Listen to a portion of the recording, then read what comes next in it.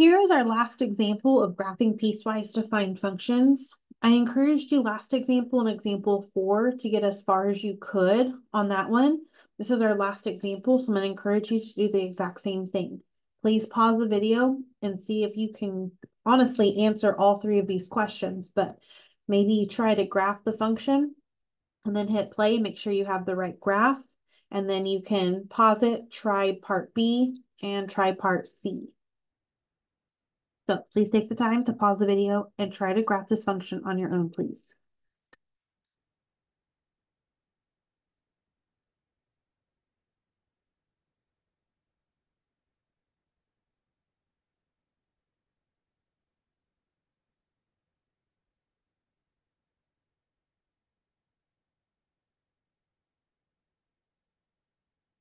Okay, I hope you had time to pause. I did the same thing I did on example 4. I did the very bare minimum of our setup.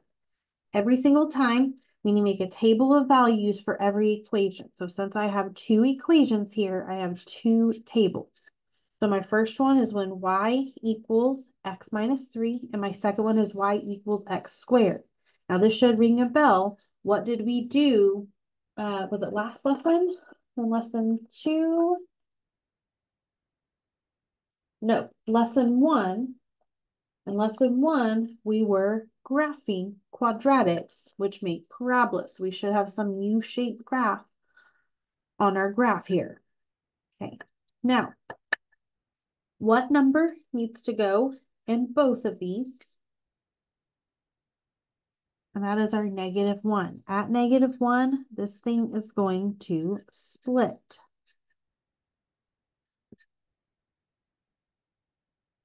So to the left of -1, we're going to have a linear equation. And then to the right here, we're going to have a parabola, a U-shaped graph. So we need to know what is happening at that point where they switch graphs. Now, which graph here is going to get a closed circle? Okay, hopefully this one right here. Because this one is when x is greater than keyword or equal to 1. This one is just simply when it is less than 1 or less than -1. So open circle there.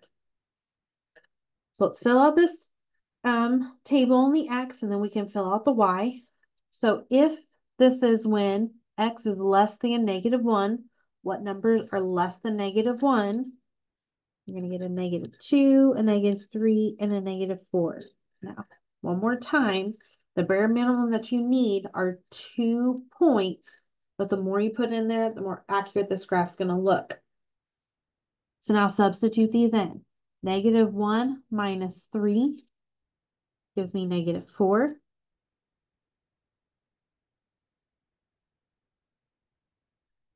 And I think I changed this equation. Sorry. That should be an x plus 3. So let's make this an x plus 3. And now this should match.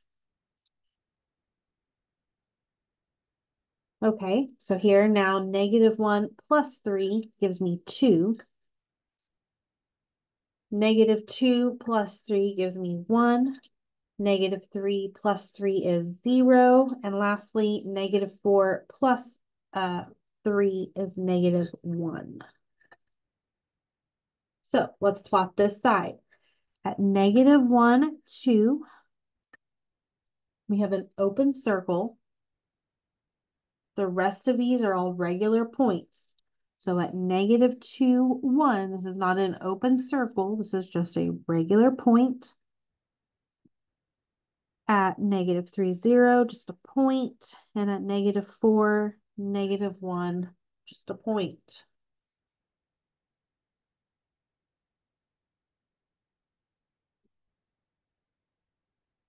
Okay, so that's the left side of my graph. So now let's finish the right side.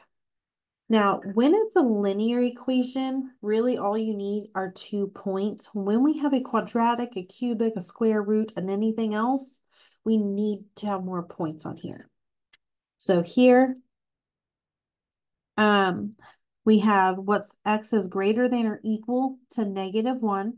So what is greater than or equal to -1?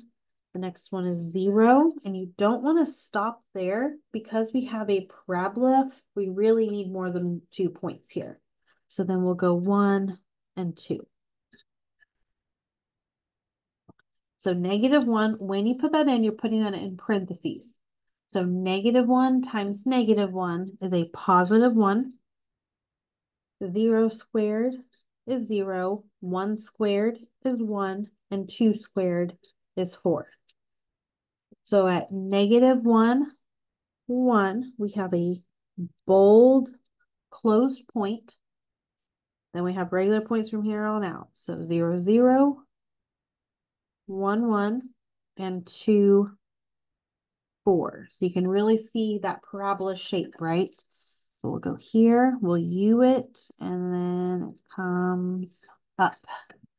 So there is my graph. So if you haven't already, pause the video and try to answer B and C, and then hit play.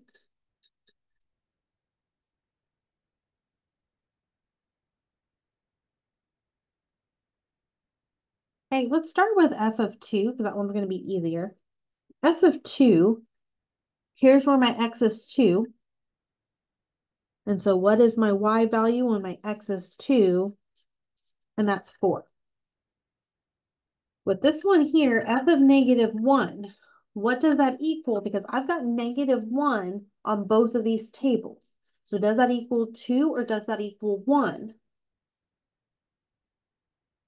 Well, because it equals 1, I need the one with the closed circle, right? This is where it's greater than or equal to -1. This is just simply when it's less than -1. So I am using